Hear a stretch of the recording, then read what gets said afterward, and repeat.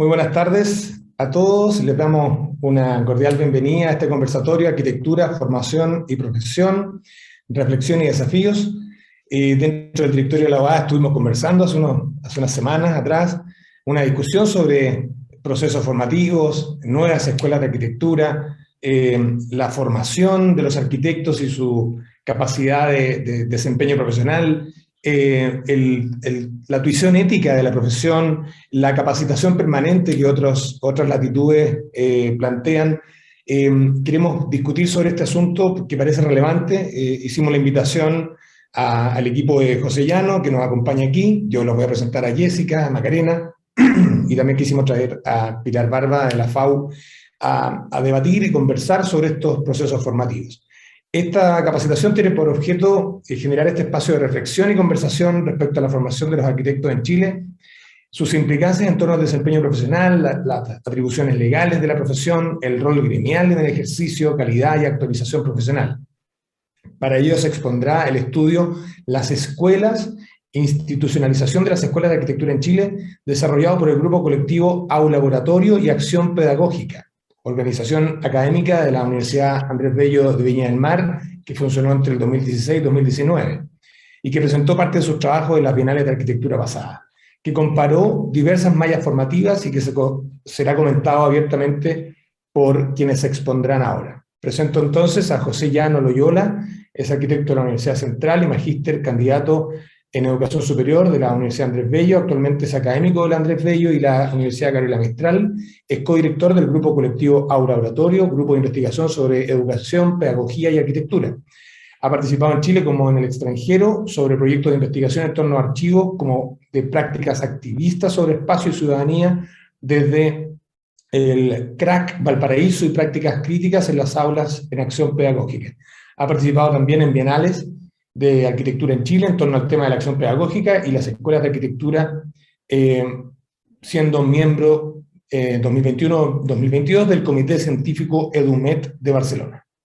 En su equipo también participa Macarena Barrientos, que es doctora en arquitectura, máster en programación urbana, actualmente profesora del Departamento de Arquitectura de la Universidad Técnica Federico Santa María en Valparaíso, donde es parte del área de profundización en territorio y gestión, participa del Comité de Docencia del Colegio de Arquitectos y del HIT-PRO, Grupo de Investigación en Didáctica Proyectual de la Universidad del Biobío, Concepción, Chile, y es parte del grupo colectivo Aula Laboratorio, en donde se reflexiona y acciona investigaciones en torno a la enseñanza y aprendizaje de la arquitectura desde el enfoque de las pedagogías críticas. En ese equipo también participa Jessica Fuentealba, que es arquitecta del año 2004 y magíster en didáctica proyectual de la Universidad del Biobío del año 2009, doctora en arquitectura por la Universidad de Alcalá en España 2021. Desde el año 2007 desarrolla docencia e investigación en el Departamento de Diseño y Teoría de la Arquitectura de la Universidad del Biobío, donde es miembro del grupo de investigación en didáctica proyectual GIT-PRO. Actualmente desempeña el cargo de secretaria de la Facultad de Arquitectura, Construcción y Diseño de la Universidad del Biobío, integrante de la red interuniversitaria Aula Laboratorio. Como mencioné también, nos acompaña para comentar este trabajo Pilar Barba, que es arquitecta de la Universidad de Chile y doctora en Patrimonio Arquitectónico por la Universidad Politécnica de Madrid. Es profesora asociada en la Universidad de Chile, donde se desempeña hasta noviembre del 2020 como directora del Departamento de Arquitectura. Ha desarrollado una labor docente ininterrumpida en la Escuela de Arquitectura, especialmente en el primer año de la carrera, en los cursos de teoría y taller, también como profesora guía de seminarios de investigación y proyectos de título.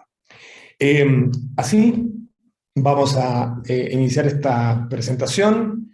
Ustedes van a poder, nuestros asistentes, agradeciendo su presencia, hacer preguntas a través del chat, si lo desean. Va a haber una presentación primero de la investigación del equipo Aula Laboratorio, luego Pilar hará su presentación un poco más breve, comentando este estudio formativo, y esperamos que en los últimos minutos podamos tener un tiempo para responder las preguntas o tener comentarios de nuestros asistentes. Así que, en nombre del directorio, darle la bienvenida a esta capacitación, que ojalá sea interesante, a los asistentes presenciales. También va a estar el video en la web, para que lo puedan ver asincrónicamente quienes también se interesen por estos temas, y esperamos que sea el punto de partida una discusión interesante que en el contexto actual de la formación, y digamos que incluso constitucional, puede abrir debates interesantes respecto a la profesión, el gremio y estos desempeños formativos que en un contexto de libertad han generado lo que hoy día nos va a causar algunas preguntas interesantes respecto a calidad de desempeño profesional. Muchas gracias a todos y doy la palabra entonces a un laboratorio que entiendo José comenzará a exponer para luego dar la palabra a Pilar y luego las preguntas de los asistentes. Muchas gracias. Vale, muchas gracias Alberto, muchas gracias a la OA, a la Lucía, ¿no es cierto? Y dar este espacio también para poder exponer. El colectivo a un laboratorio, que está aquí, Maca, Jessica y quien habla, agradecemos el espacio, creo que también es muy importante debatir sobre las dimensiones actuales en torno a educación en arquitectura. Así que voy a compartir pantalla y comenzaremos la exposición que vamos a ir directamente al punto para poder en el fondo debatir con cada una y con cada uno de ustedes en este conversatorio y debate en particular que esperemos poder reflexionar en conjunto al respecto, ¿vale? Voy a compartir pantalla y voy a extender en tanto presentación. ¿Se ve, no es cierto, Jessica? Se ve. Maca, sí, súper, Maca. Sí. Ya, vamos Jessica, Maca, ahí estamos. Bueno, saludo a todas y a todos los que están viendo esta presentación. En nombre del grupo interuniversitario laboratorio, les presentaremos un estudio que hemos hecho en base a varias investigaciones compartidas. ¿Ya? Dentro de ellas son 2 tesis doctorales, una de Macarena Barrientos, la siguiente, José. Pasa a la siguiente. Vale, ahí vamos. Como les decía, son 2 tesis doctorales, uno de Macarena Barrientos, no la anterior, por favor. Ya. La anterior. Es que están desfasados, parece. Parece que está pegada, está pegado. Ya. No, pero dale nomás, Bueno. Maca. Y Jessica, dale. Sí, mira, una es una investigación doctoral que se llamó Titulación y Habilitación Profesional del Arquitecto en la Era Post-Bolonia, que le hizo Macarena Barrientos,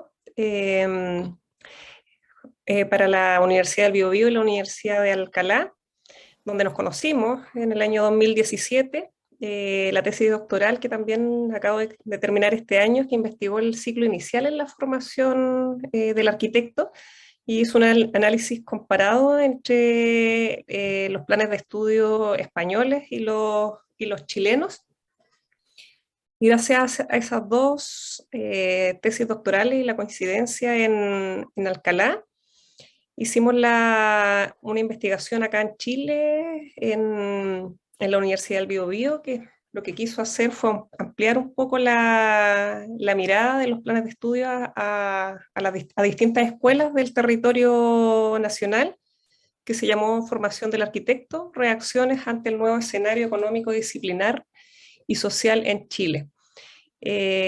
Un proyecto que duró un año y que la intención fue visitar a distintas escuelas de arquitectura, comparando sus mallas, pero también entrevistando a personajes claves, entre ellos directores de escuelas y académicos que estaban a cargo de tanto de titulación como de ciclo inicial.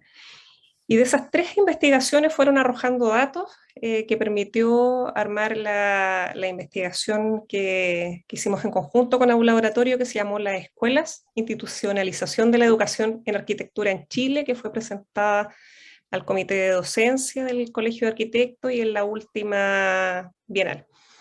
La siguiente. En esa investigación hubo que tomar una muestra de escuelas, se tomaron 8 escuelas a nivel nacional, entre ellas la Escuela de la Católica del Norte, de la Universidad de Valparaíso, de la Universidad de Santa María, de la Universidad de Talca, la Universidad de Chile y la Universidad Católica en Santiago, la Universidad del Biobío y la Pontificia Universidad Católica de Valparaíso. Y como les comentaba, quisimos partir por un análisis documental, analizando los planes de estudios, porque queríamos ver cuáles habían sido esos cambios que surgieron a partir del cambio de milenio, después de las reformas de Bolonia y Turing, a partir del 2000. Queríamos ver cuáles habían sido esas transformaciones porque nos preguntábamos por qué habían escuelas que tenían 10, 11 y 12 semestres, por ejemplo, en una primera mirada, ¿cierto? Entonces, en ese análisis profundizamos un poco en la cantidad de SST para el ciclo inicial, para el ciclo final y también en el ámbito troncal de la formación en arquitectura. La siguiente, ahí pudimos ver que existían diferencias profundas, tanto en la extensión de los planes de estudios, como también en los creditajes, incluso en las asignaturas, por ejemplo, en las asignaturas de primer año, donde, bueno, sacamos como conclusión de que cada escuela finalmente hizo un análisis como de su trayectoria, pero también hizo muchos cambios, ¿ya? Porque había que recortar créditos y disminuir asignaturas. Si pasa a la siguiente, podemos ver los cambios que detectamos, por ejemplo, en el primer año, ¿ya? Donde, bueno, vimos como las líneas tradicionales que siempre han estado presentes en las escuelas de arquitectura, como las líneas de física, matemáticas, geometría, dibujo, representación, historia, proyecto, urbanismo, y veíamos que en cada escuela de la muestra habían grandes diferencias, ¿ya? Algunas que tenían física, otras que tenían matemática, otros que definitivamente eliminaron las ciencias básicas o más puras, geometría, que en primer año era una arquitectura muy tradicional, hay escuelas que ya no la enseñan, asignaturas que muchas veces entran a asignaturas que toman nuevos nombres, como representación, por ejemplo, que a veces está incorporada al taller de proyecto y a veces no. Pero en más de la mitad de las escuelas desapareció geometría y dibujo como asignatura independiente, por ejemplo. Eso lo pudimos comprobar. También veíamos que había un primer año con carácter más humanista, otros más técnicos, otros más equilibrados, otros más integrados. Que habían escuelas que tenían un ciclo inicial o un primer año en realidad con 60 SST y otros con 36 SST. O sea, esas diferencias importantes como en la cantidad y en el peso de las asignaturas pudimos corroborar en esta primera mirada más cuantitativa. La siguiente.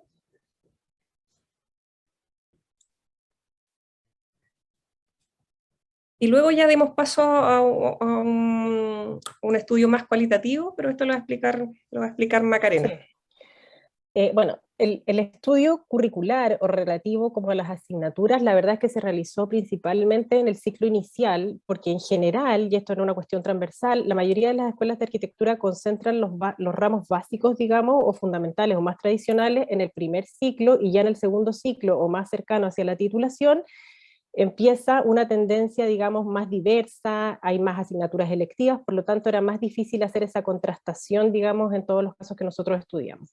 Lo que sí arrojó la investigación fue lo que ustedes pueden ver acá en esta gráfica, que es también una dispersión bastante importante en relación a la carga de crédito del programa académico hasta el egreso, e incluso el peso que se le otorga en las distintas escuelas a la titulación, ¿ya? Eso, como dijo Jessica al principio, en las tesis doctorales, en donde contrastamos el caso de Chile con el de España, era bastante evidente la dispersión, siendo que en el fondo en España es prácticamente, digamos, un único plan de estudio que cada escuela, digamos, interpreta y aplica, pero es una norma general para todos. La próxima. Estos estudios, lo más importante es que lo hicimos en un contexto de masificación de la educación, ¿no es cierto? En un contexto en donde ha ido aumentando la demanda por educación continua, por especialización, y también en donde, a raíz de todas las últimas estructuras universitarias, hemos estado inmersos, digamos, en las universidades en una creciente academización, ¿no es cierto? Y tendencia o exigencia para homologar los estudios no solamente a nivel nacional, sino que principalmente también internacional.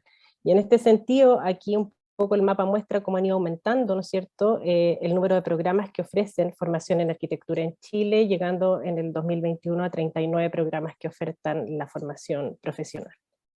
La próxima.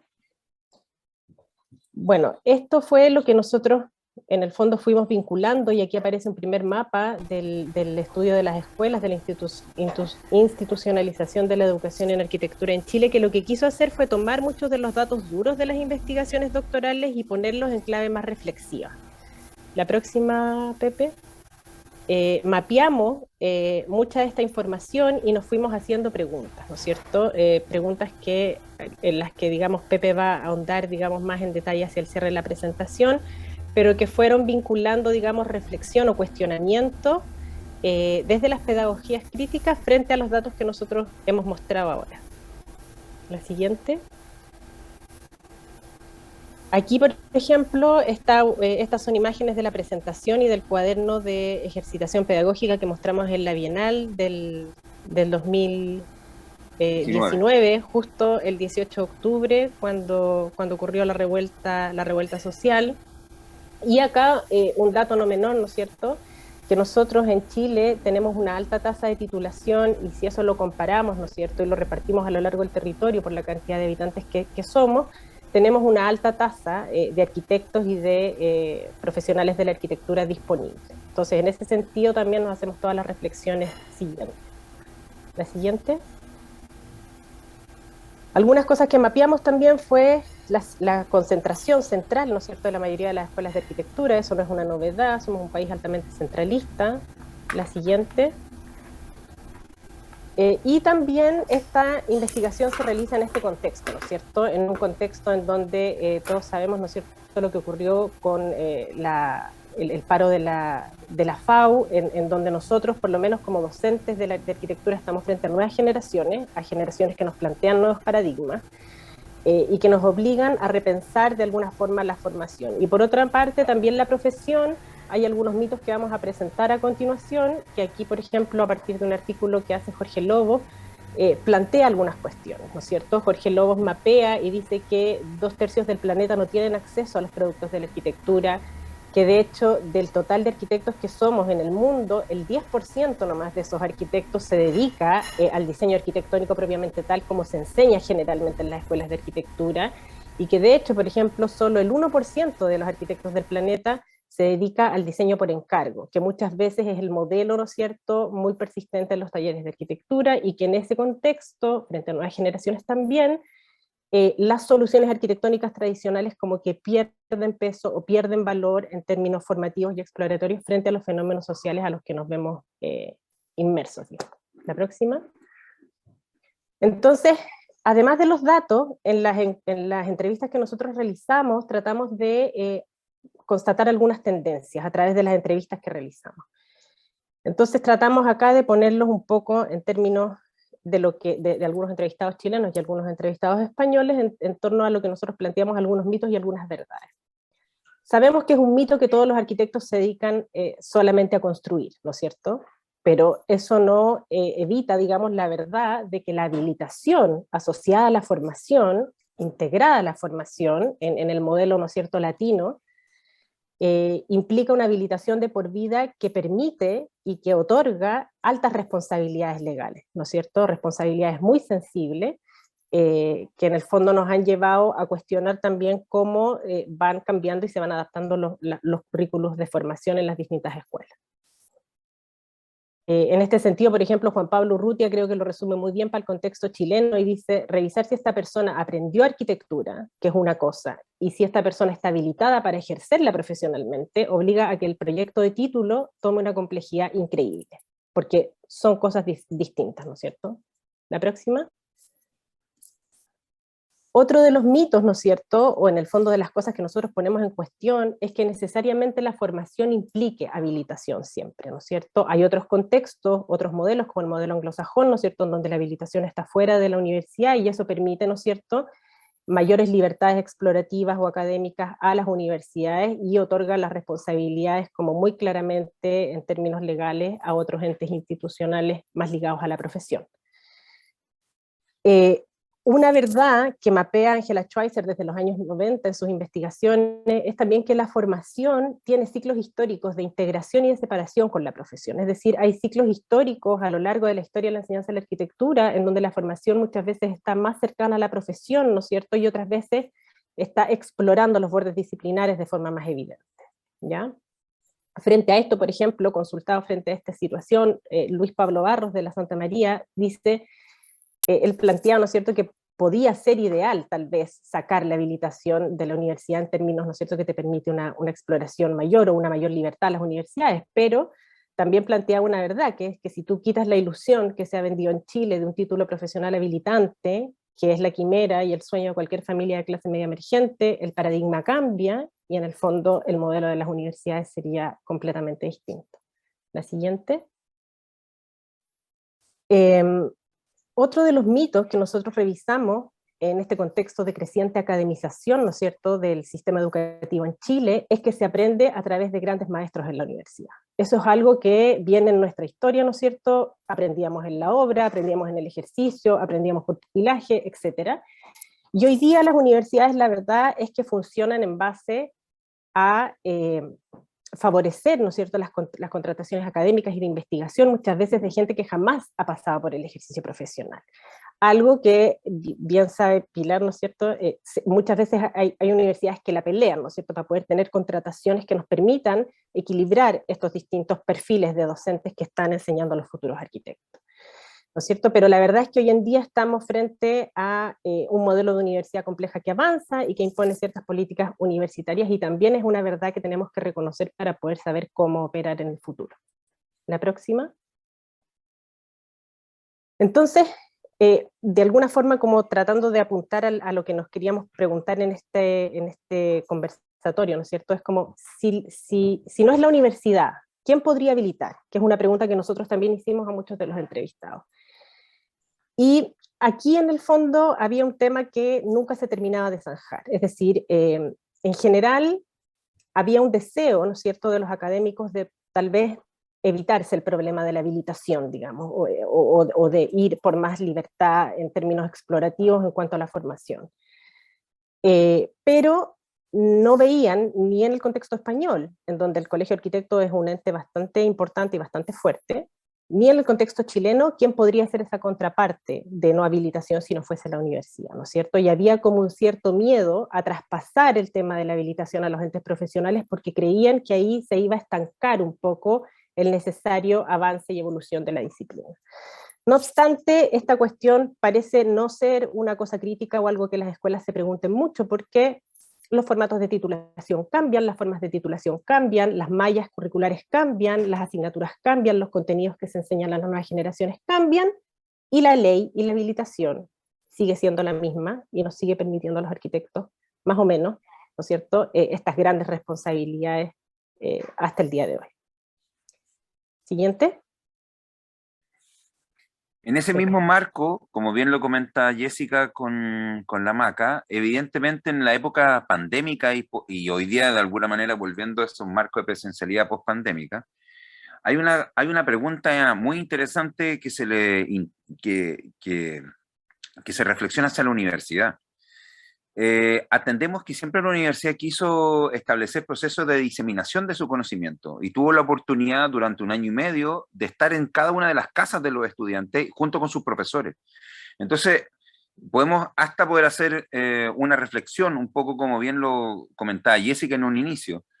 Al parecer la vinculación entre el docente y el estudiante sin tener el espacio físico, en este caso de la universidad, no significó en muchos casos que se restara la potencia educativa o el enriquecimiento por un aspecto instruccional que tenía finalmente estos planes de estudio. Entonces, se le hace una pregunta directamente a la institución consultando si en definitiva la universidad es el espacio donde supuestamente estos procesos instituyentes en la identidad de la disciplina logra construir en el fondo una reflexión que apuesta un pensamiento crítico. Entonces, la universidad hoy día está sometida a una serie de transformaciones sobre la economía de ese conocimiento y cómo a su vez, en el fondo, se pregunta sobre el rol que tiene sobre la vida misma de quienes lo conforman. Hoy día los cambios sociopolíticos son significativos y, por ejemplo, gestionar la vida académica como lo profesional frente a los órdenes establecidos dentro de los mecanismos de vigilancia que desarrolla la universidad y que está sometido sobre las dimensiones de la acreditación, por ejemplo, exige un consenso como forma de entender cómo se instala una reflexión o una estrategia o un plan de trabajo estratégico donde todos y todas, ¿no es cierto?, logren de alguna manera entender cuáles son esos perfiles de salida, por ejemplo, ¿no?, que tienen en el fondo las escuelas de arquitectura en este caso. Dicho lo anterior, se exige a la institución una redefinición de los mecanismos e instrumentos y los límites para poder plantear ciertos como mundos posibles o futuros posibles. Por otro lado, la profundización analítica de los programas docentes bajo una taxonomía de normar y reglar los aprendizajes universitarios esperados, instala una noción igualitaria, pero dentro de una dimensión de homogeneidad. Entonces, es interesante, y por qué situamos esta imagen acá, es muy interesante cómo el impulso arriesgado de pensar o de repensar las dimensiones públicas de ese espacio nos permiten actualizar posiblemente la hipótesis de qué tipo de dimensión o de perfil de arquitecto o de arquitecta en el fondo se están desarrollando en las escuelas de arquitectura. Entonces, es interesante entender cómo este devenir institucional, ¿no es cierto?, sometido a los vaivenes de la economía del conocimiento, hoy día se instala como constructo, ¿no? Dicho eso, en la última etapa, cuando nos tocó exponer el 18 de octubre del 2019 en la Bienal de Arquitectura, el diagrama total, entendimos que de alguna manera, obviamente frente al interrogante de la universidad, se interrogaba a su vez no solamente la relación del docente como catalizador, sino que también el espacio donde se producía, ¿no es cierto?, o donde se produce esta interacción, que es el aula como tal. Entonces, desde ahí podemos entender que a lo mejor la educación no es una secuencia lineal, tal cual como está aquí en esta imagen, sino que y donde se construyen o no se construyen estos eslabones, sino que necesitamos repensar el aula como un lugar instituyente y neurodivergente.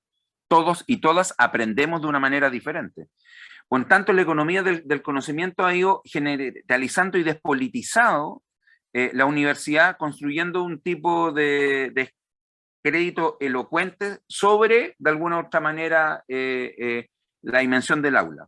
Por eso que a lo mejor esa aula es el lugar donde se atestigua una aparición de la diversidad, de lo divergente, de lo común, de lo propio, y del compromiso radical que nosotros vemos en este ámbito. Por eso que, como cierre, hemos ido como detallando 6 estrategias o 6 especulaciones, como diría la Achu, en torno a cómo se construye de alguna manera este gesto adentro del aula y también como una forma de ficcionar lo social. Tenemos que atender que el aula es un espacio de formación ciudadana también, donde nos hemos encontrado en una identidad transformadora y que apela directamente en el fondo a todos los cambios que institucionalmente en el fondo se han ido como acogiendo cada una de las escuelas de arquitectura. Una primera instancia, podemos pensar que tenemos que entender si es posible redefinir las cuestiones de identidad y entender otra forma de ficción social como de organización, ¿no es cierto?, políticas desde adentro y a su vez en los mismos modos de evaluación. Tenemos que atender a lo mejor si en esta ecología del aprender a aprender, los aprendizajes temáticos o centrados en contenidos se deben desmantelar liquidando la pauta de evaluación y rompiendo la regularidad de los hábitos para reorganizar la experiencia fragmentada. Dicho esto, en la revuelta social, por ejemplo, el colectivo Por un Habitar Digno, si recuerdan, portada de varios libros y portadas de varios lugares, trazaron, ¿no es cierto?, en el piso el tamaño de la vivienda social, por ejemplo. Entonces, interesantemente, distintos colectivos, distintas ONG o agrupaciones, como las vemos en pantalla, redefinieron, ¿no es cierto?, y rompieron la regularidad de ciertos contenidos que estaban depositados muchas veces en sistemas más bien estéticos, sino que utilizaron sistemas de representación de gráfica para desarrollar ciertos campos de pensamiento crítico. Entonces, es muy interesante cómo la performance, por ejemplo, por darme un ejemplo, no titubearon en entender dónde estaba de alguna manera hoy día depositada el aula, ¿no? Estaba adentro y afuera, al parecer mucho más radical. Como tercer punto, intensificar la experiencia formativa hasta convertirla en un presente y no solamente en un espacio instruccional. En ese sentido, vuelvo a insistir, han aparecido Ciudad Feminista, Mujer Arquitecta, Disidencia en Red, Ciudades de Octubre, Colectivo Callejera.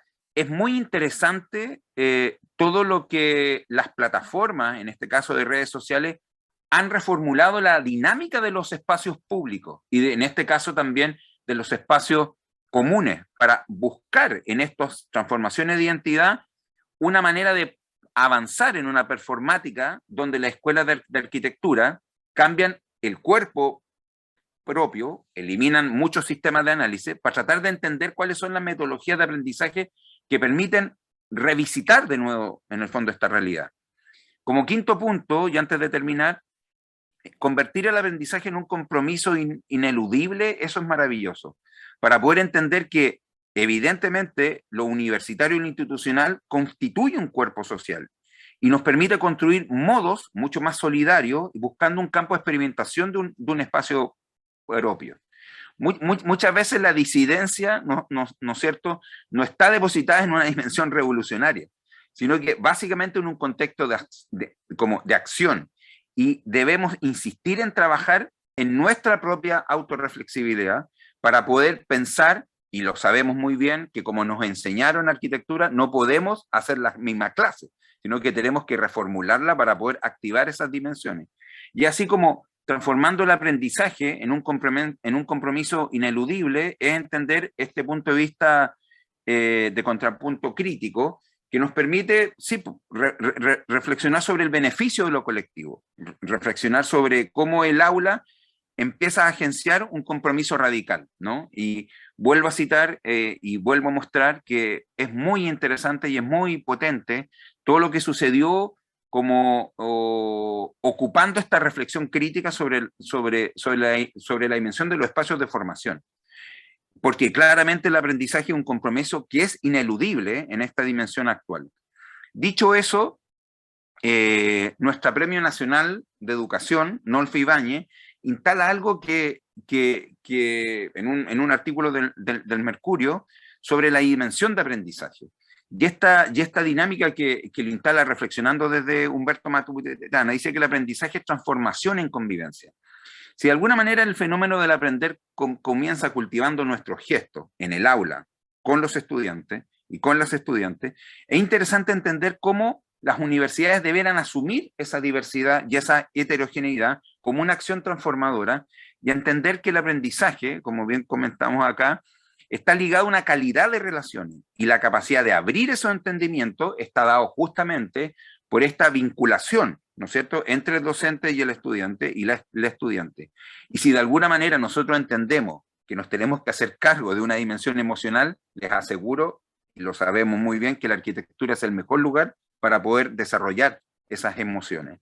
Entonces, de alguna otra manera, ¿no es cierto?, a lo mejor tenemos que entender cómo transformar, ¿no es cierto?, un aula en una escuela, cómo transformar una escuela en un aula, que yo creo que es muy interesante, cómo de alguna manera, o instalamos una pregunta, ¿no? ¿Cómo se puede reproducir una experiencia arquitectónica, ¿no es cierto?, en las condiciones actuales sobre este debate, en el fondo como experiencia, cómo se transfiere una experiencia? Por otro lado, a lo mejor tenemos que preguntarnos sobre cómo nos interesa explorar el decaimiento de esa enseñanza-aprendizaje, que actualmente debemos ocuparla como una apertura para poder imaginar, actuar y experimentar desde nuestras experiencias críticas, desde nuestra experiencia de pedagogía crítica, para poder emocionarnos con el aula, ¿no? Y también con el proceso actual que tenemos. Esa es parte de la presentación que tenemos como colectivo Aula Laboratorio, y nada, pues, un gusto compartir con cada una y con cada uno de ustedes, emplazando abiertamente lo que nos importa, que son los vínculos en esta comunidad de afectos que hoy día nos permite redefinirnos, y tenemos que autocríticamente ocuparnos como generación. Eso. Muy bien, muchas gracias, José. Maca, Jessica, por la investigación presentada. La hemos visto, claro, pasa de una discusión cuantitativa a una discusión cualitativa. En el ámbito cuantitativo hay datos que creo que son muy decidores, ¿cierto? Ustedes mencionaron el tema de los 786 habitantes por arquitecto, de los cuales 2/3 de ellos no tienen capacidad de pagar el servicio de un arquitecto. Hay datos sobre la cantidad de escuelas de arquitectura, hay datos sobre mallas curriculares que incluyen o no incluyen atribuciones legales que los arquitectos tienen para el ejercicio profesional, un montón de temáticas que ojalá, bueno, sean inspiradoras de una conversación y una propuesta. Como teníamos programado entonces, pasamos ahora a la presentación de Pilar Barba, que va a comentar este trabajo y complementarlo con su propia investigación. Pilar.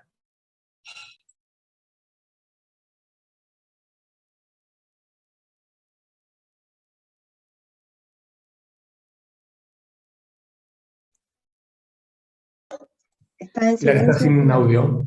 Sí, tienes apagado el micrófono, Pilar. Otra vez. Ahí. Bueno, de nuevo. Buenas tardes. Quisiera agradecer a la AOA por este espacio de reflexión y de conversación en este tema tan importante. Yo creo que nos ha ocupado por tanto tiempo.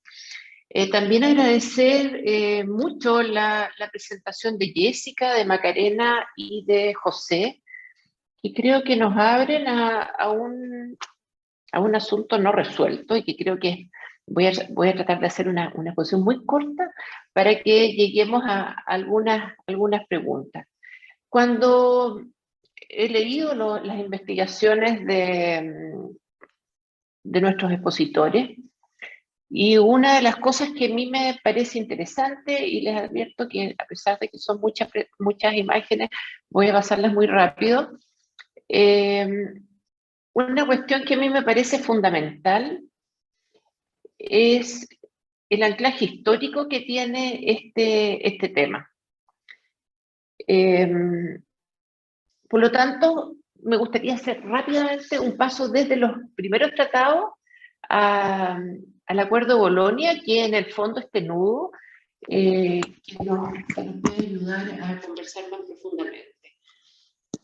Bueno, desde Aristóteles nos decía que la única manera de adquirir virtudes era a través del ejercicio previo, como en las demás artes, y contraponiendo un poco las cosas que tienen que ver con la naturaleza, en que adquiríamos la capacidad y luego producíamos la operación. Por ejemplo, tenemos la capacidad de oler o de escuchar. Y es por eso, porque tenemos ese sentido, somos capaces de ejecutar la operación. En el caso de las artes, el cambio y en el fondo esta discusión es cuál es ese ejercicio previo que nos habilita para tener un buen desempeño en un arte. Los tratados, desde el primer tratado de Vitruvio, serán los sexos Vitruvio, para tratar de definir primero qué cosa era arquitectura y también qué era arquitecto. Y la definición de qué cosa era arquitecto era complejísimo, incluso teníamos que ser astrólogos, capaces de a través del conocimiento de los astros, tomar decisiones en el mundo construido. Recordarán Utilitas, y en esta visión histórica de la docencia, uno podría decir que hay un primer principio pedagógico, y que vamos a seguir reconociendo hasta hoy, después de más de 20 siglos. Ese primer principio tiene que ver con la imitación, como una manera de aproximarse al conocimiento, y de la integración. El gran juego que está, en el fondo, en los tratados, es este juego de imitación e integración. Hay un hito importante, que es el que nos presenta Brunelleschi en el 480, después de una buena cantidad de siglos en las que, en el fondo, prácticamente la imagen del arquitecto se disuelve, en que con la cúpula de la Catedral de Florencia, con su construcción, emerge nuevamente la figura del arquitecto. Y emerge como alguien que es capaz de introducir una racionalidad del trabajo, y es capaz de anticipar. La idea de proyecto, incluso la palabra proyecto, de acuerdo a Jean-Pierre Boutinet, aparece en nuestra cultura moderna, en nuestra cultura contemporánea, en este momento, gracias a los arquitectos, gracias a este. La idea de proyectar, de anticipar, es una idea que aparece en el lenguaje del mundo en el 480. Pilar, perdona, se está Toda la escuchando raro. estadística hasta el siglo XVIII, No nos en el escucha. fondo, va a profundizar sobre esta idea de la mímesis. No sé, Alberto, si tú querías decir algo. Sí, no, te decía que tu micrófono parece que está lejos de ti. Si pudiera estar más cerca tu No te micrófono. escucho.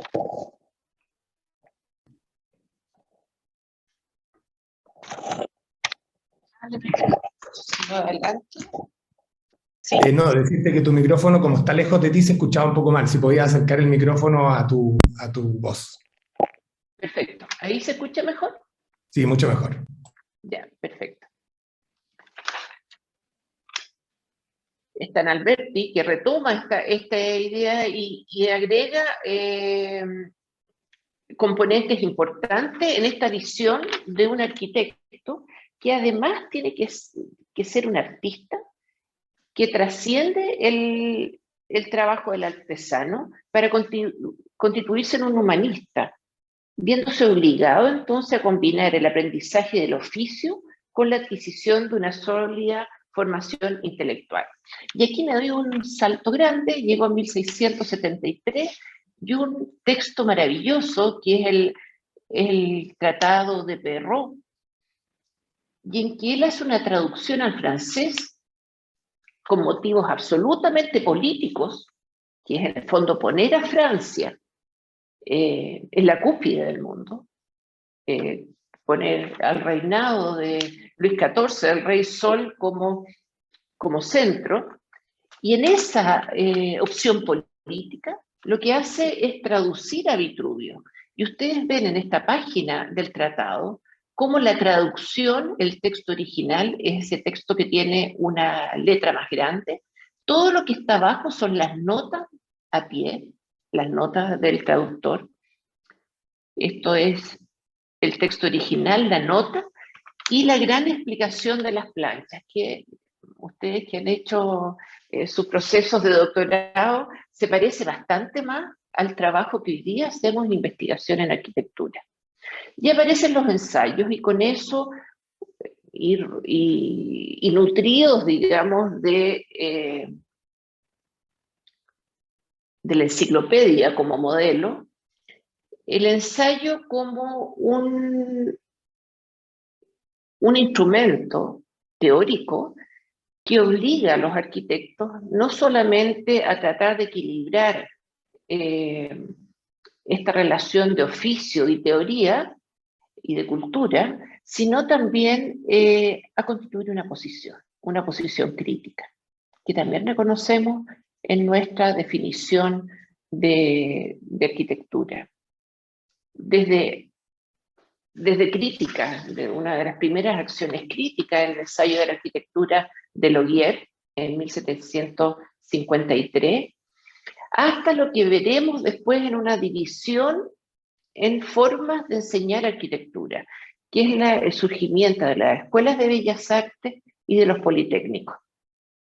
Con un segundo principio pedagógico, es un principio crítico que tiene que ver con intervenir la realidad con principios reguladores, que van a separarse en principios que van a poner su fuerte en la firmeza y otros en la experiencia de la arquitectura. Logier podría ser un ejemplo que hace pie en los aspectos técnicos y Boulez en aquellos que tienen que ver con la belleza y la percepción. Durand, que fue alumno de Logier, fue su discípulo. Boulez le enseñó. Sin embargo, él se convierte en un hombre absolutamente racional que busca a través de la razón ordenar el mundo. Y crea un método, en el caso Durán es muy importante porque él se va de la Escuela de Bellas Artes y decide enseñar arquitectura, ya no a los arquitectos o a quienes querían estudiar arquitectura, sino que le va a enseñar a los ingenieros. O sea, de alguna manera dice, con los arquitectos no hay caso, digamos, se va al Politécnico, y lo que crea, y los tratados de Durán son súper interesantes, es tratar de buscar una metodología para enseñar la arquitectura a los ingenieros. Y de ahí viene nuestra raíz en los politécnicos. Durán es rescatado después por varios de los arquitectos y teóricos modernos. Pero Semper, un poquito después, ya a mediados del siglo XIX, y en un texto, este es un texto de finales del siglo XIX, 1884, dice en su trabajo de los paralelos y otros trabajos sobre arquitectura, Durand, nuestro inventor de nuestra versión politécnica de la arquitectura, perdió la puntería. Se perdió en tablas, en fórmulas, organizó todo en serie y reunió los elementos individuales en forma mecánica, sin demostrar la ley orgánica que estableció su relación. Aparece la dimensión ética también en esta época, a través de Ruskin, y también una práctica con Viollet-le-Duc de la aplicación de la teoría a las necesidades. Es la práctica la que hace, dice Viollet-le-Duc, la que hace que el arte y la ciencia se plieguen a la naturaleza, a los materiales, al clima, a las costumbres de la época, a las necesidades del momento. Y con las vanguardias aparecen los manifiestos, que son otro modo de pensar en la formación. Y aparece en un contexto de cambios de mentalidades profundas a finales del siglo XIX, con el romanticismo, el paisaje, con la poesía. Este es el tiempo de los poetas malditos, en que nos dicen que hay que ser absolutamente moderno. En el modernismo mismo, que rompe con los cánones estéticos, y aparece la figura femenina, aparece la curva, aparece lo natural, la interacción entre las especialidades, distintas especialidades que confluyen en el espacio habitar. También el impresionismo y otras formas de arte. Este cambio de paradigma es un cambio de paradigma que surge, podríamos decir, con el manifiesto, el primer manifiesto, que es el manifiesto comunista, pero también con la obra y la muerte de Dios de la pluma de Nietzsche, la ruptura de la conciencia y la racionalidad, sobre todo la puesta en juego de la racionalidad. Todas nuestras certezas, de alguna manera, se rompen a finales del siglo XIX. El tiempo, el espacio, la realidad, la conciencia, la verdad, el hombre, Dios, todo es puesto en tela de juicio. Surge la cultura de masa y la Primera Guerra Mundial, esa guerra que iba a acabar con todas las guerras, a las que muchos jóvenes de la época acudieron en taxi. Pero fue una guerra de trincheras, mecanizada, horrible, con 9 millones de muertos y 25 millones de heridos, que son la cuna de los movimientos artísticos de la época, desde el expresionismo, el cubismo, el futurismo, Dada, el constructivismo, la Bauhaus, y más tarde, en los años 50, el pop art.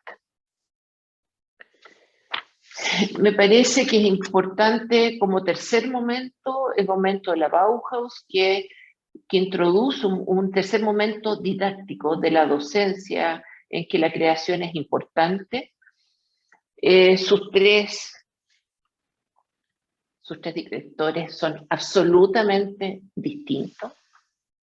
Gropius, su fundador, fundamentalmente concentra en sí la acción arquitectónica, y esta confluencia de artesanía, arte, que se esperaba en la Bauhaus, solamente toma la arquitectura como centro con Hannes Meyer, que de alguna manera estamos muy vinculados con nuestra propia visión de la Bauhaus en Latinoamérica.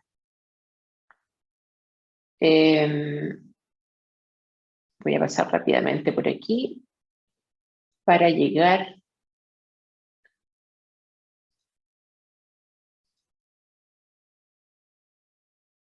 a demostrar en el fondo que los manifiestos vienen a tomar el lugar de los tratados y ensayos. Muchos de ellos son los libros en los que estudiamos.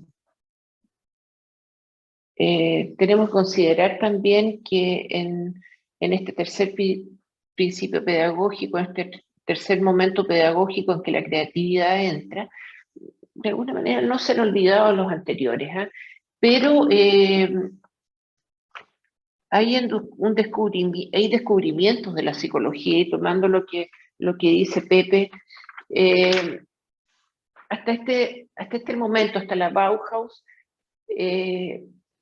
la psicología no tenía un real espacio en el proceso arquitectónico.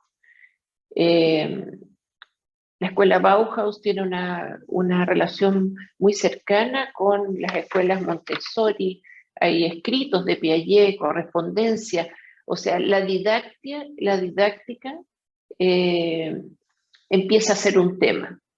Y hay mucha experimentación dentro de la misma Bauhaus, que es la experimentación que muchas de ellas recuperada en nuestros talleres, uno reconoce todavía en nuestros talleres de arquitectura. Bueno, un salto gigantesco y llegamos al Acuerdo de Bolonia, y me gustaría especificar, porque en algunos textos que he leído del equipo, hacen una referencia sobre todo a de alguna manera, la influencia norteamericana en nuestro modo de ver, en nuestra crisis, podríamos decir, de la docencia en arquitectura.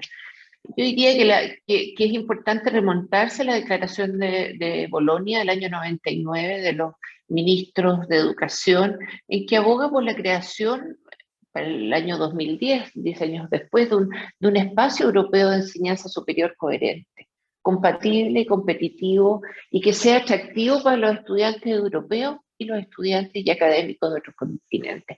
No podemos dejar de olvidar que el Acuerdo de Bolonia es un acuerdo de gran relevancia para la Unión Europea geopolítica.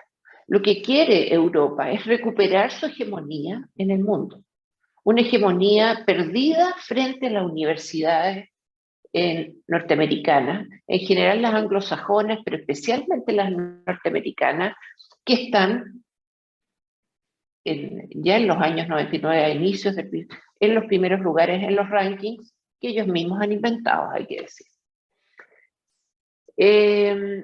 Lo que se busca es facilitar el intercambio de titulados y adaptarle el contenido de los estudios universitarios a las demandas sociales, mejorando su calidad y competitividad a través de una mayor transparencia, a través de los créditos que son para nosotros los SCT.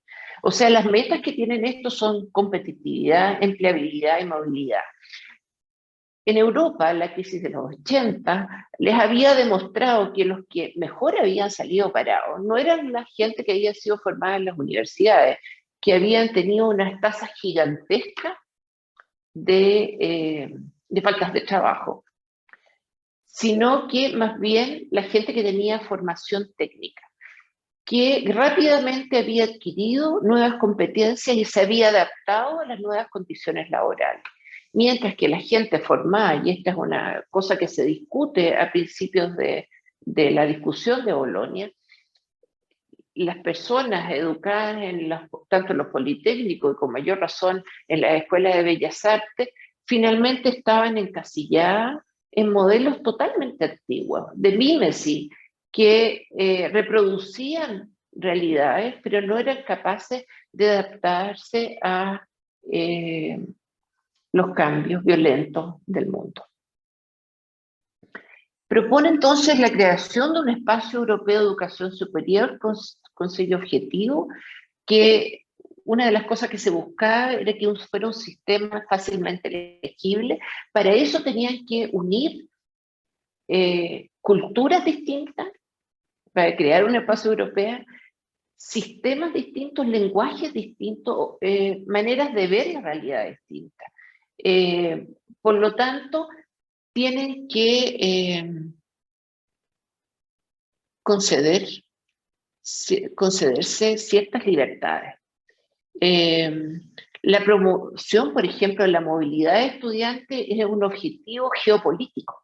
Ustedes, los que han visitado los cambios del proyecto, los cambios de semestre, por ejemplo, del proyecto Erasmus, llegan multitudes de estudiantes a las grandes ciudades, de gente de todas las universidades. Para ellos es una cuestión súper importante desde el punto de vista político. Si Europa quería volver a tener fuerza, tenía que promover la movilidad y para eso de alguna manera cerrar un poco los ojos a las diferencias y encontrar los puntos en común. Y Latinoamérica aparece como un mercado, podríamos decir, atractivo para Europa. Así como hay un proyecto tuning de sintonizar los currículum en Europa, también se crea prontamente el proyecto Tuning Europa desde 2001, en Tuning Latinoamérica es 2004, 3 años después recién. Y tiene dos grandes etapas, del 2005 y 2006, y lo que sucede desde el 2007 al 2013 más o menos. Hay un informe del 2014 que puedo facilitar, que me parece muy interesante, que es de donde tomo los datos que les muestro a continuación. Hay una primera fase en que el acuerdo en el Tuning Latinoamérica llega a un listado de 27 competencias, lo que era una monstruosidad, o sea, totalmente gigante, que era prácticamente imposible incluso de desarrollar esas 27 competencias en los 6, 7, 10 años que tenían muchas de las carreras en promedio real. Después hay una segunda fase en que se acuerdan 10 megacompetencias y una discusión que se hace uniendo estas competencias y cruzándolas con las competencias que tiene la NAAB en Estados Unidos. Aquí están estas 10 competencias y están recombinadas para hacerlas compatibles con las competencias del arquitecto en los Estados Unidos. La primera de estas metacompetencias, la número 1, es la capacidad para proyectar de manera crítica y creativa obras de arquitectura y urbanismo que satisfagan integralmente los requerimientos del ser humano, la sociedad y su cultura, valorando el contexto y considerando las exigencias estéticas y técnicas. Ustedes supieran el esfuerzo que fue llegar a ese número 1, que está en la base, o debería estar en la base de la mayor parte de los currículum que ustedes han analizado y criticado.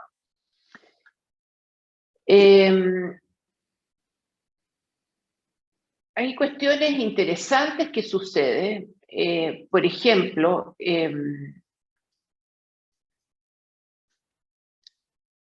hay una vuelta más que se trata de pensar en las capacidades entendidas como cuáles son las evidencias que uno puede tener de conocimientos o saberes, habilidades, destrezas o actitudes que podrían estar en esas meta competencias.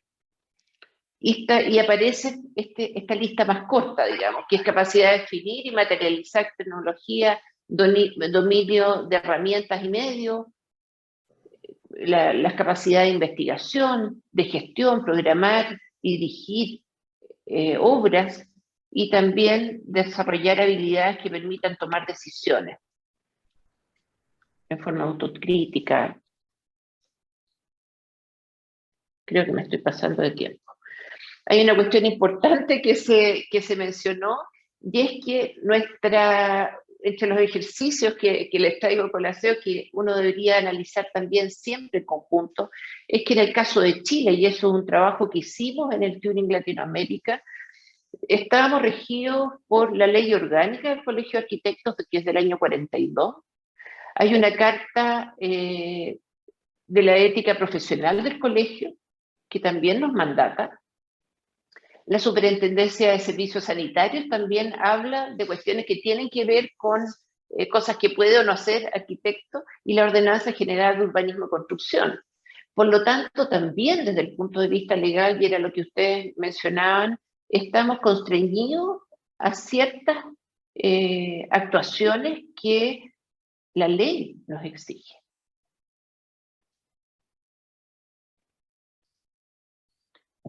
Del análisis de la normativa de todos los países de Latinoamérica, aparecen entonces luego estos 5 acuerdos que se hicieron en el año 2014 y que dieron base de alguna manera a los currículums que usted ha analizado, y que está la idea del proyectista y diseñador orientado al diseño, como urbanistas y planificadores, como constructores de edificios, en construcción, digamos, con todo lo que eso significa, como investigadores y como docentes.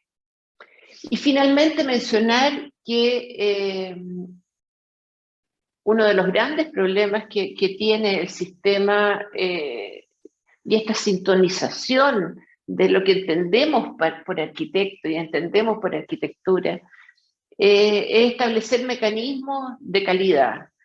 Y así es como aparecen los procesos de acreditación a las universidades, en que uno diga, bueno, el paraguas que contiene las carreras hace investigación, solamente hace docencia, cuál es el soporte de la institucionalidad de las carreras, digamos.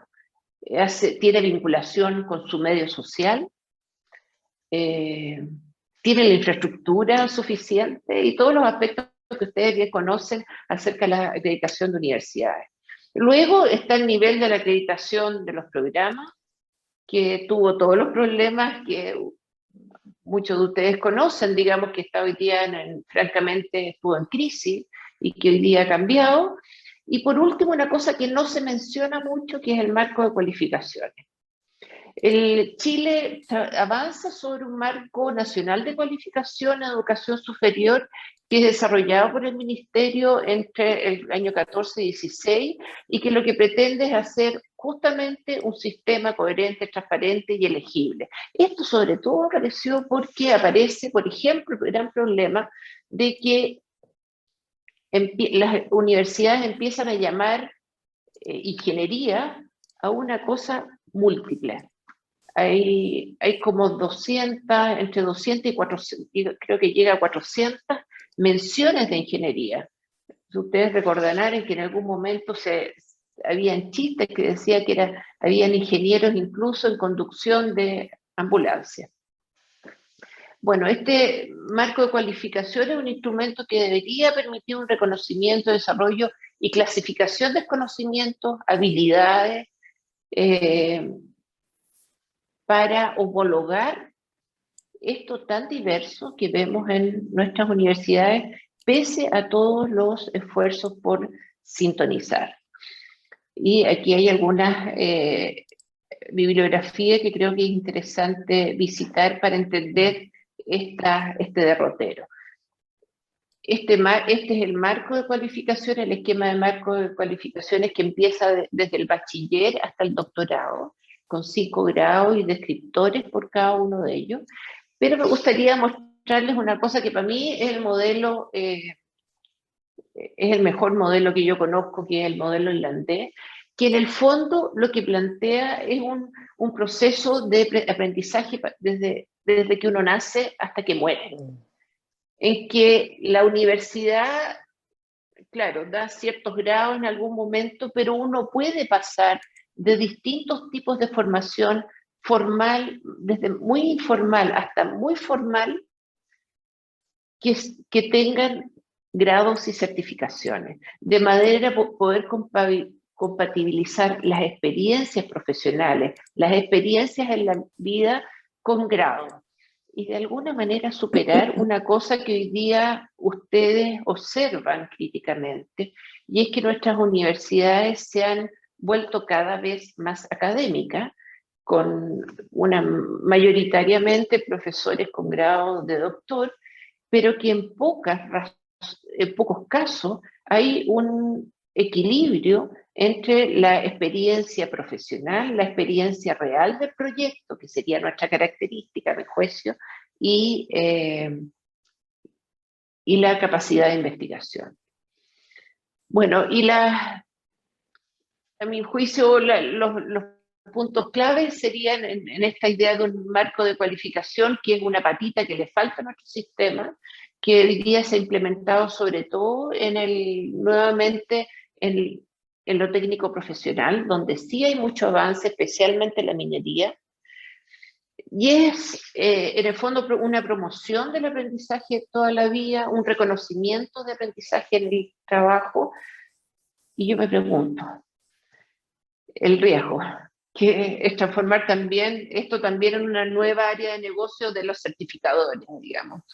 Hoy día nosotros tenemos en el sistema universitario dos ejemplos que creo que deben observarse, que es el caso del Examen Único Nacional de Conocimientos de Medicina, EUNACOM, que en el fondo es teórico y práctico, pero que exige que hoy día un médico que quiera trabajar en el servicio público solamente tiene que tener un puntaje de suficiencia en esta prueba. También hay otro ejemplo que es desde siempre, y es que el título de abogado es un título que nunca ha sido otorgado por la universidad, sino que es un título que otorga la Corte Suprema, entonces que también son ejemplos que uno podría observar para imaginar otros sistemas. Bueno, muchísimas gracias. Me tinca que me pasé. Sí. Disculpen por haberme excedido en el tiempo. Bueno, son muchos temas, gracias Pilar. Como vimos, claro, hay datos históricos, datos que ya vimos, cuantitativos, cualitativos. Bueno, tenemos una pregunta de nuestros asistentes, con RM, porque no veo su nombre aquí, pero bueno, ya nos dirá.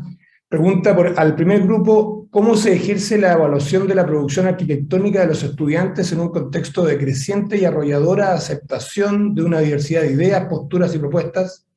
¿Y dónde la crítica en algunas oportunidades es vista como un acto opresor? Gracias. Primer grupo, el que quiera contestarlo, después haremos algunos comentarios, y si alguien quiere además hacer preguntas a viva voz, también puede pedir la palabra. Gracias. Lo estamos comenzando por interno, cómo nos íbamos a distribuir, pero como somos tres voces, yo creo que no necesariamente nos vamos a poner de acuerdo. Yo creo que eso es lo más entretenido justamente de la conversación. Solamente decir en un minuto tres cosas que no son tan importantes, pero creo que se ponen en juego. Primero, la dimensión de la didáctica es importante porque tiene que ver con el cómo. Las unidades en el programa, ¿no es cierto?, del qué. Y la gran pregunta es sobre la evaluación. ¿Para qué estamos evaluando? Creo que es interesante entender que, evidentemente, como bien comentaba Pilar en su exposición, y bien lo que decía la Maca con la Jessica, hay un ejercicio súper interesante, ¿no es cierto?, que los títulos tributan un perfil de egreso, que es un tipo de promesa o algo lo más parecido a eso que las instituciones en las escuelas se comprometen. Desde ese punto de vista hay un replanteamiento sobre cómo evaluar y sobre qué es lo que se está evaluando finalmente. ¿Se evalúa el alumno? ¿Se evalúa el proceso? ¿Se evalúa el resultado? ¿Qué es lo que se evalúa? Y si se evalúan los tres, ¿cómo se evalúa? Entonces, de alguna otra manera, la didáctica importa mucho porque habla directamente sobre ciertas estrategias o herramientas que permiten desarrollar dimensiones, por ejemplo, pensamiento crítico, trabajo colaborativo, porque Si es así, podemos tener un checklist y decir, mira, tiene 4 plantas, 3 cortes, una memoria y tiene un 7. Sabemos que no es así, ¿no? Y por eso las rúbricas aparecen desde el punto de vista de las cualificaciones, tal cual como lo está explicando Pilar. Entonces creo que justamente frente a ese decaimiento de la educación hoy día en Chile, le da el pie final para poder repensar o remirar esta programación. Y con esto me quedo callado. Creo que la palabra innovación con autonomía son las palabras más manoseadas dentro del último tiempo. O sea, no hay palabra más manoseada que autonomía. Toda la institución y todo el aula busca la autonomía del estudiante. Pero muchas veces esa autonomía está dentro de un marco hegemónico e instruccional. Entonces, le comentaba a mis colegas recién que me topé ayer con un texto en La Furia del Libro muy, muy bonito sobre imaginar en aprendizajes activos. Yo tengo un hijo de 8 años, yo soy papá Montessori, y es muy interesante la técnica Emily Pickler, ¿no? De movimiento libre. Creo que sería muy interesante practicar en arquitectura, en pedagogía, movimiento libre. Creo que la palabra autonomía se refiere inmediatamente a ciertos ejercicios que están dentro de un marco de hegemonías institucionales, que siento que de alguna otra manera repensar ese espacio del aula nos permite a lo mejor mirar de otras formas qué es lo que le estamos pidiendo a los estudiantes en ese punto de vista. Es una reflexión un poco amplia, ¿no es cierto? Pero creo que de verdad hay ciertos aspectos que son interesantes de discutir. Maca, Jessica, no sé. No, yo solamente iba a marcar algo que nosotros probablemente no apareció tanto en la presentación, pero que también en el contexto chileno tenemos esta situación de las escuelas de arquitectura también, porque estamos en un contexto neoliberal que lo ha teñido todo, inclusive la educación. Entonces, por eso también tenemos competencia y cada escuela trata de distinguirse de la otra con lo que Pepe nombra, ¿no es cierto?, los perfiles académicos. En ese sentido, ha pasado que la evaluación en términos generales, y mirada la investigación que hice yo era de la titulación principalmente, se alejaba o ni siquiera tenía muy consciente el tema de las competencias tuning o de las competencias legales, sino que a lo que apuntaba era a cumplir o al menos a declarar que supuestamente cumplía con su perfil. Por lo tanto, si mi perfil de la Santa María es muy distinto al del Andrés Bello, es muy distinto al de la Bio Bio, a nadie le importa. Es decir, es como que cada escuela se ha ido como encapsulando en su propio mundo y como que hacia allá tratan de evaluar o hacia allá, digamos, debiesen como construirse estas rúbricas de evaluación. Nosotros preguntamos también en las entrevistas respecto de las rúbricas evaluativas en arquitectura y a todo el mundo le da alergia a las rúbricas evaluativas porque hay una cosa también que viene como heredada muy también del box art, de lo que plantea Pilar como del talento, que al final... como decía Pepe, no sabemos muy bien si evaluamos el proyecto o evaluamos a la persona. Yo eso lo vi en las distintas escuelas y hay diferencias, ¿no es cierto? Pero lo que sí está claro, y lo tienen claro inclusive los españoles, que los españoles son mucho más rígidos y mucho más, tienen un centro común, entonces, y son muy apegados en este marco europeo. Ellos tienen efectivamente muchas competencias técnicas, muchas más que los italianos o los franceses u otros, entonces ellos son muy orgullosos de eso y no lo quieren perder. Ellos son prácticamente arquitectos con las mismas competencias que los ingenieros, entonces técnicamente hay una vara que ellos nunca quieren bajar. Pero aún así, en ese contexto, ellos estaban claros que al final el título, o en general las evaluaciones, nunca iban a cumplir con todas las competencias. Ni ellos tampoco tenían esa cantidad rúbrica, sino que lo que hacíamos nosotros como arquitectos siempre era premiar los picos de excelencia. Es decir, cuando un chico destaca en una cosa, cuando un proyecto destaca en una cosa, y ahí era como la evaluación mayor. Y respecto a la otra parte de la pregunta, creo que estamos en este proceso de saber cómo dialogar y cooperar con las nuevas generaciones, para que las cosas no parezcan, digamos, ¿no es cierto?, como una agresión o una opresión. Yo creo que hay como una duplicidad de cosas, y también de hacerles, yo por lo menos he partido en mi ejercicio docente en hacerles entender a ellos que es distinta la evaluación que la calificación, y que ellos tienen que comprometerse con ambas, porque también a ellos muchas veces les gusta que uno les diga algo así como en la inmediatez, ¿no es cierto?, a la que están acostumbrados, que uno les dé una nota.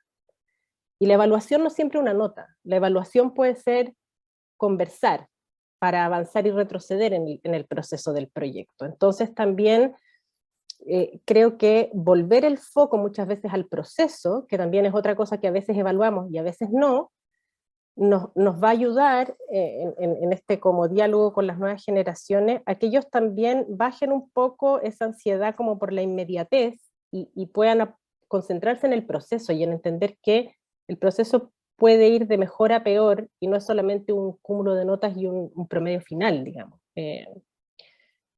Pero nada, respecto de la investigación y lo que nosotros vimos, la verdad es que cada escuela fija su propia como definición de proyecto o de perfil profesional al que apuntan y en base a eso se evalúa. Hay diferencia en las formas de evaluar y que tiene que ver también con el cambio de paradigma del rol del profesor en el aula, ¿ya? Porque la mayoría de nosotros se formó con profesores que estaban como en otro nivel, ¿cierto? Ni siquiera se sentaban junto a nosotros. Y eso, bueno, las investigaciones y nuestro propio ejercicio, porque somos los 3 profesores, nos damos cuenta que se ha ido horizontalizando. Y dentro de eso, las prácticas evaluativas también son un tema como de reflexión constante. ¿Cómo evaluamos? ¿Somos los profesores los que tenemos la verdad o somos solamente unos facilitadores para que se produzca una conversación y aprendamos todos juntos, profesores con estudiantes? Entonces yo creo que hay que tener cuidado en el modo para que esto no sea visto como una práctica opresiva, sino más bien una práctica compartida en cuanto a aprender sobre ciertas cosas. Y en la investigación nosotros veíamos que, bueno, ahí habían diferencias radicales entre los profesores españoles y chilenos, desde quienes pensaban que no, en primer año, por ejemplo, que es lo que yo me centré, no había que evaluar.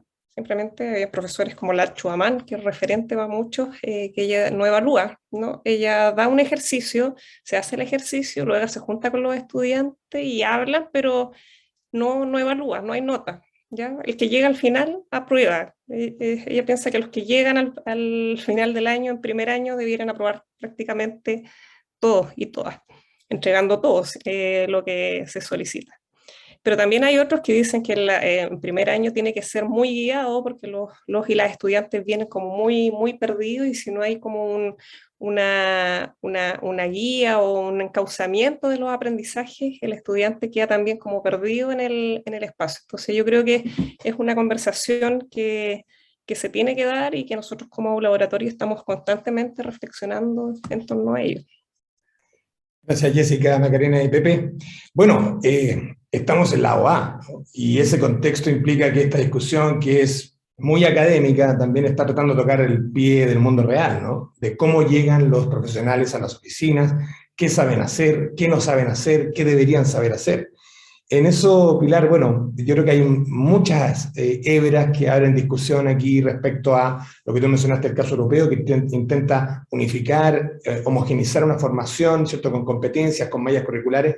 No obstante, aquí tenemos estas 39 escuelas de arquitectura que algunas deciden hacer más o menos horas de estructuras, más o menos horas de construcción, con efectos en las atribuciones legales que la profesión tiene.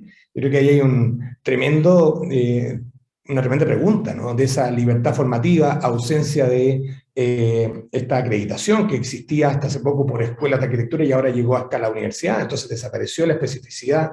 Hay todo un debate ahí respecto a esta cosa de oferta-demanda, de cantidad de arquitectos, de cantidad de profesionales instalados en la discusión. En ese sentido, Pilar, no sé, dejarte un poco la pregunta, ¿no?, crítica. En un país nuestro como el país sísmico, y solo por centrarlo en conocimiento respecto a la construcción y a la estructura, y con el contexto de regulación que tú mencionas desde lo europeo, ¿cuál es nuestro pronóstico, ¿no?, en un contexto de libertad de asociación, donde los gremios no tienen mucha capacidad de regulación, no hay, como dije, estas acreditaciones? ¿Es posible que en la formación de los arquitectos sea libre la decisión de quien forma de incluir o no incluir parte de sus obligaciones disciplinares que se van a dar en la profesión después? Yo ahí soy bien crítica. Yo creo que es urgente que Colegio de Arquitectos, las OAOA, asociaciones profesionales, vuelvan a tener un rol importante en el ejercicio profesional. O sea, hoy día no es sostenible que, o sea, alguien tiene que regular. La proliferación de escuelas de arquitectura, de modelos de arquitectos y de la libertad de enseñanza ha llevado a que en el fondo el mismo título de arquitecto lo tengan personas con competencias muy disímiles hoy día. Y no es que yo piense que haya que uniformar absolutamente. Justamente una de las cosas que yo he defendido históricamente es que el carácter de cada escuela debería ser, esos sellos deberían defenderse. Pero tiene que haber algo que de alguna manera regule la calidad y dé garantías sociales de nuestro ejercicio. Entonces, una posibilidad es que el fortalecimiento de las asociaciones gremiales, por ejemplo, como la AOA o el Colegio de Arquitectos o una entidad de este tipo, que pudiera, sin fines de lucro, de alguna manera certificar ciertas competencias o certificarlas para algunas operaciones. Para proyectos de cierta envergadura, hoy día nosotros podemos incluso firmar planos de cálculo, firmar planos de loteo, firmar, tú sabes, también actuar en proyectos, en grandes proyectos de infraestructura, que es tu especialidad, Alberto, y sabemos que muchas personas no salen al otro, y eso pueden hacerlo un estudiante que sale al otro día con su título. Por lo tanto, yo creo que esa certificación va a tener que existir. O sea, una certificación que habilite para ciertas acciones. Eso, yo creo que fundamentalmente eso, yo creo que después de, yo viví fuertemente el proceso de Bolonia, lo viví allá y lo viví acá. Y creo que yo recuperaría al menos la idea de que hoy día estamos discutiendo acerca de enseñanza de la arquitectura. O sea, hoy día ustedes pueden hacer ese análisis de los currículums, porque hay currículums que se muestran de una manera análoga, porque tenemos créditos transferibles que nos permiten comparar cosas que antes eran absolutamente, no se podían comparar antes de los años 2000. Era una dispersión que estaba oculta, pero estaba ahí. Entonces yo creo que recuperaría eso de Bolonia, o sea, creo que nos ha permitido conversar, nos ha permitido pensar qué cosa es la docencia, cuál es la función de los docentes en el proceso de aprendizaje, pero creo que hay un camino larguísimo que recorrer para adelante. Gracias, Pilar. Bueno, veo a Pilar Urrejola conectada hace años atrás. Ella también defendió la Prueba Nacional de Arquitectura como una especie de una COM. También se habló en un momento de esa posibilidad de regulación profesional. Hay muchos temas. Como dijimos, esto es una hebra que esperamos se abra. Para que sepan ustedes, el Colegio de Arquitectos y su comité de docencia fueron invitados. Bueno, pidieron posibilidad de aplazamiento, de generar una nueva actividad en el futuro. Creemos que hay muchos convocados en el mundo de la docencia que implican esta conversación compleja. Se abre la palabra al público si alguien quiere hacer una última consulta, y si no la hay, vamos a dar por terminada nuestra actividad.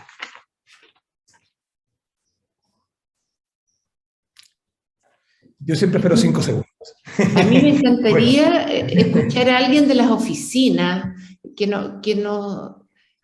alguna manera nos comentara cómo se ve desde el lado de las oficinas, en el fondo, la evolución de los estudiantes. Sería súper interesante eso. Porque sí, una de las cosas que nos falta a la universidad es justamente una interacción mucho más profunda con el mundo real, con el mundo de las oficinas de arquitectura, con el mundo público también. de manera que que nos permita que esta relación que tenemos tan especial de número entre arquitectos y habitantes, no me acuerdo cuántos, 786, ¿no es cierto?, habitantes por arquitecto, signifique algún beneficio para la vida de las personas. Yo creo que tenemos la posibilidad de transformación, pero para eso hay que pensar en un modelo distinto de ser arquitecto. Bueno, hay una página web, nosotros, bueno, la universidad, ustedes saben, miden su empleabilidad, ¿no? O sea, a cuánto tiempo de egresado hay una contratación. Existen rankings también que están en la página web del Ministerio de Educación, en mifuturo.cl, algo así, donde se miden los rankings de empleabilidad. Son datos duros, súper fríos, ¿no? Nosotros también lo vemos en términos de las prácticas profesionales, de la oferta y demanda de práctica profesional, dónde van los estudiantes a proponer. O sea, como digo, muchas temáticas. Como dije antes también, sigue habiendo un ranking del boca a boca, ¿no? De las oficinas que dicen, mira, estos gallos que vienen de tal universidad, no sé qué, saben tal cosa más que la otra, no sé qué. Hay una cosa que también sigue habiendo perfiles que son más hacia la docencia, hacia la investigación, hacia la experimentación, hacia la construcción, esta cosa alemana del ingeniero arquitecto, ¿no? Como ciertas fusiones que, bueno, que en Chile tienen un abanico que es un solo paquete, pero que tiene variaciones, ¿no? No sé si alguien de público quiere hacer algún comentario antes de que nos despidamos. Está abierta la palabra. Sí. Ahí veo una mano levantada, Isabel Cornejo. Richard también había pedido la palabra. Richard, perdón, Richard. Richard la pidió primero. Richard la pidió primero. Richard e Isabel. Hola, ¿qué tal? Muy buenos días, buenas tardes ya. Gracias por la invitación, Alberto, y también saludar a todos los docentes y doctores presentes y al resto de colegas. Bueno, Pilar pidió ahí la opinión desde la oficina. En realidad, un poco en el contexto de lo que se explicó, ¿cierto? Y este abanico de mallas curriculares, yo voy a hablar desde mi formación. Yo estudié en la Católica Valparaíso. Creo yo que si bien es cierto, podemos apuntar un poco a esta suerte de cuál es la construcción que quiere instalar las escuelas de arquitectura en el perfil del arquitecto del 2020 hacia adelante, y por ahí aparecen, para nosotros los que estamos ubicados, digamos, en este trabajo de oficina, algo que yo siempre he dicho a lo largo de mis años de oficio, ¿cierto? Era de que para mí la Católica Valparaíso, lo que me instaló fue una palabra, es la versatilidad. Yo creo que desde esa palabra es donde comienzo a hacerme cargo en el trabajo de oficina con los distintos encargos que se me hacen. Y ahí viene también el tema de que en estos tiempos que hoy en día estamos viviendo, y la flexibilidad y la dinamización de la información que se está recogiendo a diario, ¿cierto? Con las tecnologías que van apoyando los proyectos, llamémoslo los programas de software renderizado. A eso también le sumamos las leyes cambiantes que hoy en día nos exigen a la oficina de arquitectura estar, digamos, al pie, digamos, del cañón, como se dice en buen chileno, ¿cierto? Con toda la información para poder hacer los ingresos de los expedientes municipales. Cada día pareciera ser que por lo menos se va burocratizando el sistema. Eso es por un lado, porque yo sé que muchos de ustedes saben que el tema del Ministerio de Transporte, de lo que hay que generar hoy día, los proyectos de los IMIT o SEIM, creo que se llaman en la plataforma, hace que, si no estamos actualizados, vamos quedando obsoletos. Entonces hay una obsolescencia del oficio y del conocimiento. Creo yo que un poco lo que Pilar sugería, quizás, o lo dejaba como consulta, era cómo somos capaces, o las nuevas generaciones de arquitectos, de ir absorbiendo esta metamorfosis continua del oficio, llámese, digamos, leyes nuevas, nuevos aprendizajes, para poder generar siempre el estar, digamos, en el tope de línea, en el sentido de no quedar obsoletos, porque definitivamente, yo hablo desde aquí, desde Arica, ¿cierto?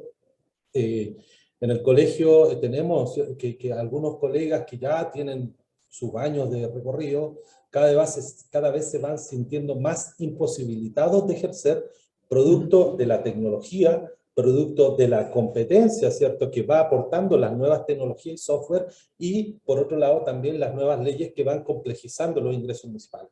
Dejo esto, digamos, como a ver si lo podemos discutir. Muchísimas gracias, Alberto, y al resto de los panelistas. Gracias.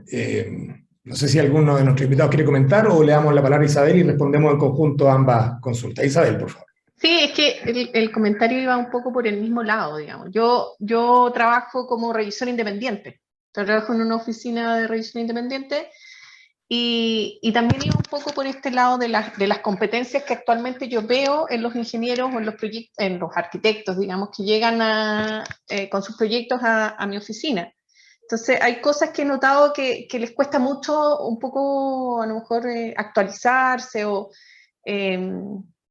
estar siempre al corriente del tema normativo.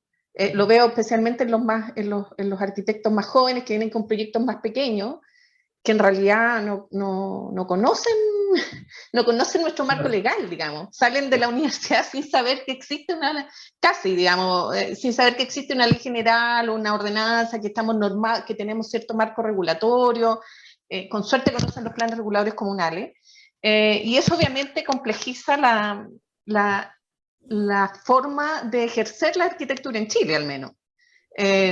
Porque sea como sea, cualquier proyecto, hasta, digamos, yo he visto proyectos de Matías Klotz, de la oficina de Cristiano Undurraga, es decir, arquitectos más o menos conocidos, que llegan con los mismos problemas de enfrentarse a la municipalidad, digamos, a la dirección de obras municipales. Todos llegan ahí, sin importar quién sea, digamos. Y eso creo que, al menos desde mi ejercicio profesional, es un tema para los arquitectos en general, ¿no? Y lo otro es que, al menos en los últimos años, yo llevo 20 años ejerciendo como revisor, en los últimos años también he notado una pérdida un poco del lenguaje de la arquitectura. A lo mejor todas estas herramientas del BIM, del AutoCAD, les hace tan fácil el dibujo que, al menos cuando yo estudié hace 20 y tantos años, no vamos a decir cuánto, había un lenguaje, había una forma de expresarse en arquitectura a través de los planos que era como universal, era como tú leías líneas cortadas, líneas en proyección, yo veía una planta y podía definir, bueno, esto está cortado, esto está y uno entendía una planimetría. Actualmente me pasa que el Revit y muchas otras cosas están pensadas en una visión de 3D, que hace que un poco esta expresión del lenguaje tradicional, que a lo mejor es un tema que hay que ir actualizando también nosotros los que estamos afuera, digamos, de entender el lenguaje de la arquitectura un poco diferente, y que se enlaza un poco con el tema técnico que hablaba Richard, pero a veces me llegan planos, digamos, que uno no los entiende, que las líneas vienen todas iguales y que, claro, ellos trabajan desde el 3D y entienden desde el 3D, y cuando el revisor DOM, o el revisor, en este caso yo, tengo que ver planta, corte y elevaciones, la gráfica realmente, que para mí era el lenguaje, era como escribir con mayúscula, con minúscula, con acento, cuando uno es abogado, digamos. Cuando uno es arquitecto, yo entendía que había una un cierto lenguaje gráfico escrito que se enseñaba en las escuelas de arquitectura en su época, y que ahora me da la impresión que se ha desdibujado un poco, dadas las herramientas que existen actualmente. Pero eso era un poco, contarles un poco de la visión desde mi ejercicio profesional y desde cómo me encuentro con estos arquitectos que vienen saliendo y que a veces les faltan estas competencias, que era lo que hablaban, de generar un piso base de competencia y que cada escuela se fuera diferenciando, y que me parece estupendo. Yo estudié en la Universidad del Biobío, que es una universidad muy distinta a la Universidad Católica de Valparaíso, por ejemplo, pero creo que tiene que haber una línea base que haga que nos podamos entender después, porque al final después todos trabajamos interescuelas, digamos. Es muy raro un proyecto, digamos, ingresa a la dirección de obra y se encuentra con un arquitecto que estudió quizás dónde, digamos. El revisor independiente tampoco estudió necesariamente en la misma escuela que el arquitecto proyectista. Y te vas, el director de obra de la municipalidad va a ser de otra escuela. Entonces te vas encontrando con arquitectos de distintas escuelas que tenemos que trabajar más o menos en conjunto. Y creo que para eso sirve una línea base. Gracias, Isabel. Bueno, temazo. O sea, yo creo que aquí lo menciona el arquitecto Mario Pozo, ¿cierto?, respecto a la regulación de la profesión, que es un tema que, no sé, solo por poner el caso de España siglo XXI, uno sabe que el Colegio de Arquitectos Español, en Cataluña al menos, recibe el proyecto original, cobra un porcentaje de los honorarios, da la aprobación previa al municipio, o sea, hay una instancia casi pedagógica también ahí, en un gremio que está respaldado por la ley, digamos. Eso es una discusión que es indirecta a lo que estamos viendo, pero ahí está la pregunta: ¿es opcional las horas de cálculo estructural? ¿Es opcional la norma? ¿Es opcional el dibujo técnico? O sea, hay ciertas preguntas ahí que hoy día están autorreguleques, por llamarlo de algún modo, ¿cierto? Así las cosas. No sé si hay un último comentario, estamos en la hora ya, muchachos, si dentro de nuestros presentadores quieren responder los comentarios brevemente. Comentarte una cosa chiquitita nomás, Alberto, lo que decía Isabel, que yo creo que es importante, es parte de lo que un poco con Jessica y la Maca le hemos estado pensando. Claramente, como vino la revuelta y nos tocó cerrar la Bienal de Arquitectura, literalmente, cerrarla, porque obviamente ese día 18 se paró todo, ¿no? Aunque Valparaíso vino el 19 después. Pero la segunda parte de la investigación, un poco lo que dice Isabel, y lo comento abiertamente, es un gran secreto que tienen las universidades. ¿Qué pasa con la gente que sale de la universidad? ¿Dónde están? ¿No? ¿Dónde están ubicados? ¿No? Porque claramente, como bien dice Pilar, los grandes estándares muestran que grandes doctores de la arquitectura, que no necesariamente son buenos profesores, o sea, lo digo así directamente, como bien comentaba Maca con Jessica, porque son procesos de estandarización para establecer procesos de supuestamente homogeneidad y no necesariamente de calidad, ¿ok? Lo armo en esa perspectiva. Justamente nos hacemos una pregunta, bueno, ¿dónde están? ¿No sé? ¿Dónde están los números que aparecen ahí y que finalmente en el fondo hacen que hayan, como tú dices, Alberto, 39 escuelas de arquitectura? ¿Dónde están los arquitectos y las arquitectas que salen? Si es como dice Jorge, que el 10% se dedica en los términos de diseño, ¿qué es lo que hacen? ¿Dónde se ubican? ¿No? Y yo creo que eso es muy interesante cuando es necesaria poder elaborar esta cartografía. Un poco lo que dice Pilar, yo comparto con su posición. Creo que de alguna manera a lo mejor la universidad debe estar depositada en la dimensión de los tipos de grado, y a lo mejor los colegios, como en Estados Unidos, por ejemplo, ¿no es cierto?, que da una cantidad de pruebas, y en cada estado es muy diferente.